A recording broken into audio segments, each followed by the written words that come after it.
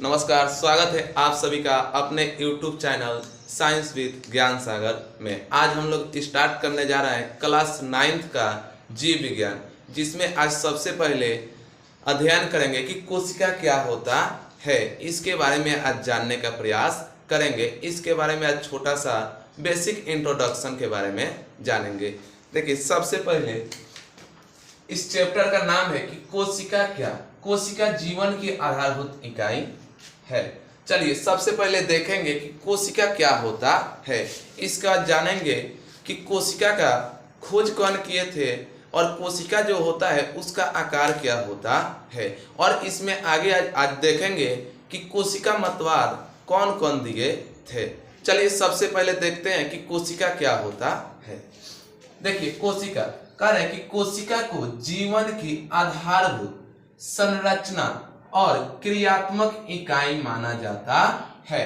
देखिए, कहने का मतलब क्या है कि कोई भी जो जीव होता है उसका जो शरीर होता है कोशिकाओं से मिलकर बना होता है। संरचना को बोलते हैं इंग्लिश में स्ट्रक्चर या स्ट्रक्चर, और दूसरा क्या है क्रियात्मक। क्रियात्मक का मतलब होता है, इसको इंग्लिश में बोलते हैं फंक्शनल।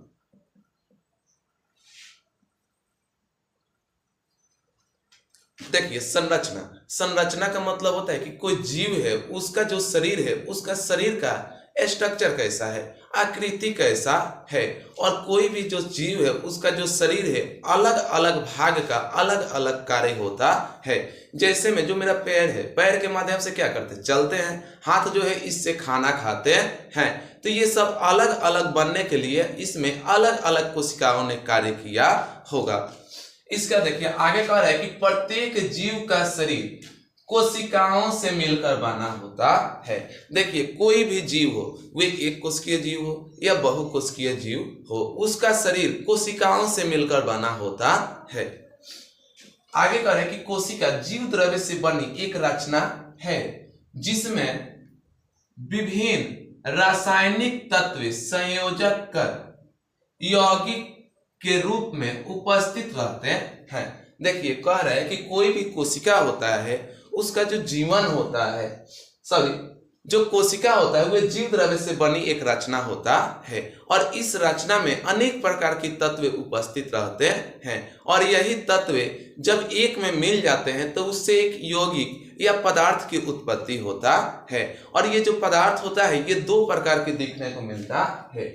एक जो होता है अकार्बनिक यौगिक के रूप में रहता है और दूसरा जो होता है कार्बनिक यौगिक के रूप में रहता है। अकार्बनिक यौगिक के रूप में जैसे में जल हो गया, लवण हो गया, और कार्बनिक यौगिक के रूप में जैसे वसा, प्रोटीन, कार्बोहाइड्रेट, न्यूक्लिक अम्ल। देखिए, अकार्बनिक यौगिक का मतलब होता है वैसा यौगिक जिसमें कार्बन की मात्रा नहीं हो। दूसरा क्या है कार्बनिक यौगिक का मतलब वे होता है जिसमें कार्बन की मात्रा हो, या जिस यौगिक में